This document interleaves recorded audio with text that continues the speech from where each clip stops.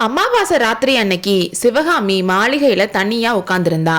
அவ கூட இருந்தவ உடம்பு முடியாம இருக்கிற அவ அம்மாவை பார்த்துட்டு வரணும்னு சொல்லிட்டு இருந்தனால இதுதான் சாக்குன்னு அவளை வீட்டுக்கு அனுப்பிட்டா.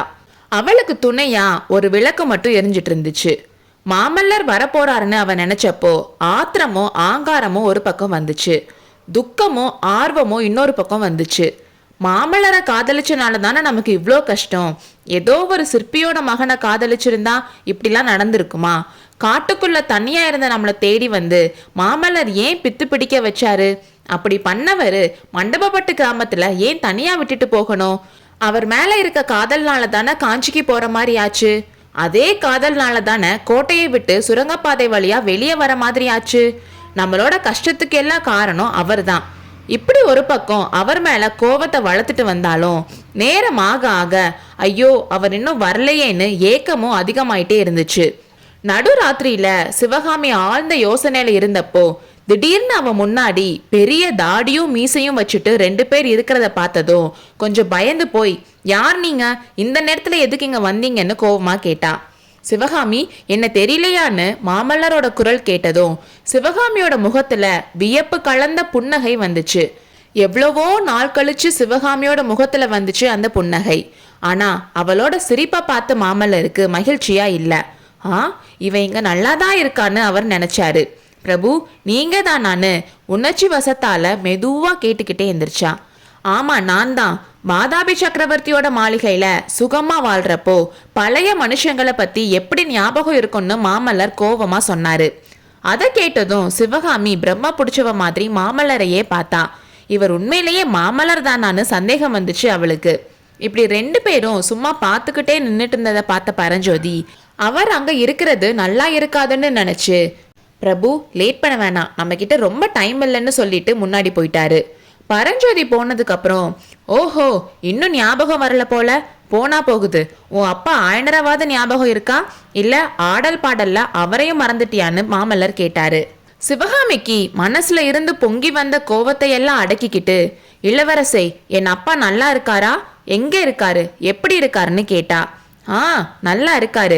காலில் ஒன்று உடஞ்சு மகளை இழந்து எவ்வளோ நல்லா இருக்க முடியுமோ அவ்வளோ நல்லா இருக்காரு. சிவகாமி எங்க, என் அருமை மகள் எங்கன்னு போறவங்க வரவங்களையெல்லாம் கேட்டுட்டு இருக்காரு. சிவகாமி கிளம்பு போலாம்னு மாமல்லர் சொன்னாரு. சிவகாமியோட கண்கள்ல கண்ணீர் தேங்கிடுச்சு. ஆனாலும் அவ மாமல்லரோட கிளம்புறதுக்கு ரெடியா இருக்க மாதிரி தெரியல. சிவகாமி, ஏன் இப்படி நிக்கிற, உன் அப்பாவை உயிரோட பார்க்க விரும்பினா உடனே கிளம்புன்னு சொன்னாரு. ஆனாலும் சிவகாமி அசையாம நின்றுட்டே இருந்தா. என்ன சிவகாமி, காஞ்சிக்கு வர உனக்கு இஷ்டம் இல்லையா? அப்பவே சந்தேகப்பட்டேன், அது உண்மையாயிருச்சுன்னு மாமல்லர் மறுபடியும் குத்தலா சொன்னாரு. பிரபு, என்னையா சந்தேகப்பட்டீங்கன்னு கேட்டா. அதை பத்தி இப்போ என்ன, அப்புறம் சொல்றேன்னு சொன்னாரு. என்னென்ன சந்தேகப்பட்டீங்கன்னு சொல்லுங்கன்னு சொன்னா. இப்பவே சொல்லணுமான்னு மாமல்லர் கேட்டாரு. கண்டிப்பா சொல்லணும்னு சிவகாமி சொன்னா. வாதாபி சக்கரவர்த்தியோட மாளிகையில ஆடம்பரமா வாழ்ந்தவங்களுக்கு என்னோட கிளம்பி வர்றதுக்கு விருப்பம் இருக்காதுன்னு சந்தேகப்பட்டேன்னு சொன்னாரு. இதை கேட்டதும் சிவகாமி பயங்கரமா சிரிச்சா. சிரிச்சு முடிச்சதும், ஆமா பல்லவகுமாரா, உங்க சந்தேகம் உண்மைதான். எனக்கு இந்த மாளிகையும் வாதாபி நகரையும் விட்டுட்டு வர மனசு இல்ல, நீங்க போலாம்னு சொன்னா. பெண்கள் சபல புத்தியுடையவங்கன்னு பெரியவங்க சொன்னது உண்மைதான்னு மாமல்லர் சொன்னாரு. அந்த உண்மையை இப்போ தெரிஞ்சுக்கிட்டீங்கல்ல, போயிட்டு வாங்கன்னு சிவகாமி சொன்னா. உன்னை தேடிட்டு 100 காத தூரம் வந்தேன் பாருன்னு மாமல்லர் மனசுக்குள்ளேயே நினைச்சுக்கிட்டாரு. சிவகாமி, நீ எனக்காக வர வேண்டாம், உன் அப்பாக்காக வா, கமலிக்காக வா, உன்னை கட்டாயம் கூட்டிட்டு வரேன்னு அவங்க கிட்ட சபதம் செஞ்சுட்டு வந்திருக்கேன்னு மாமல்லர் சொன்னாரு. நானும் ஒரு சபதம் செஞ்சிருக்கேன் பிரபுன்னு சிவகாமி சொன்னா. நீயும் சபதம் செஞ்சிருக்கியா, என்ன சபதம்னு மாமல்லர் கேட்டதுக்கு, உங்ககிட்ட எதுக்காக சொல்லணும்னு சிவகாமி கேட்டான். சொல்லு சிவகாமி, நேரம் இல்ல, சொன்னா நீங்க நம்ப போறது இல்ல, சபல புத்தி இருக்கிற பெண்ணோட சாபம் தானே.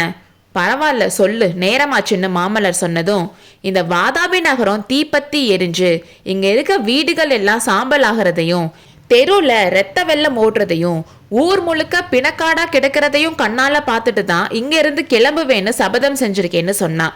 இது என்ன கோரமான சபதம், இப்படி ஒரு சபதத்தை எதுக்காக எடுத்தேன்னு மாமல்லர் கேட்டாரு. பிரபு, நான் இங்க வர வழியில பார்த்த கோர காட்சிகள் எல்லாம் நீங்க பார்த்திருந்தா எதுக்கு சபதம் செஞ்சேன்னு கேட்க மாட்டீங்க.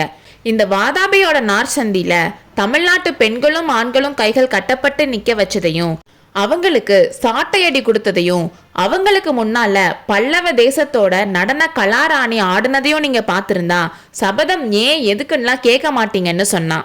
சிவகாமி, அதெல்லாம் நான் நேர்ல பார்க்கலனாலும் எனக்கும் தெரியும் தான், இருந்தாலும் நீ இவ்வளோ கடுமையான சபதம் எடுத்திருக்கலாமான்னு கேட்டாரு. பிரபு, பல வருஷங்களுக்கு முன்னால, பல யுகங்களுக்கு முன்னால என்னை இளவரசர் ஒருத்தர் காதலிக்கிறதா சொன்னாரு. என்னை ஒரு நாளும் மறக்க மாட்டேன்னு வேல் மேல சத்தியம் பண்ணி சொன்னாரு. தாமர குளக்கரையில சந்திரன் சாட்சியா எந்த ஜென்மத்திலையும் நீதான் என் வாழ்க்கை துணைவின்னு சத்தியம் பண்ணாரு. அவர் பெரிய வீரர்னும் சொன்ன வார்த்தையை காப்பாத்துறவர்னும் நம்பினேன். அந்த நம்பிக்கைனால அப்படி சபதம் செஞ்சேன்னு சிவகாமி கம்பீரமா சொல்லி மாமல்லரை பார்த்தா. அந்த பார்வை கூறிய வேலை போல் மாமல்லருடைய நெஞ்சிலே பாய்ந்து அவரை நிலைக்குலைய செய்தது. அடுத்த அத்தியாயத்தில் சந்திப்போம்.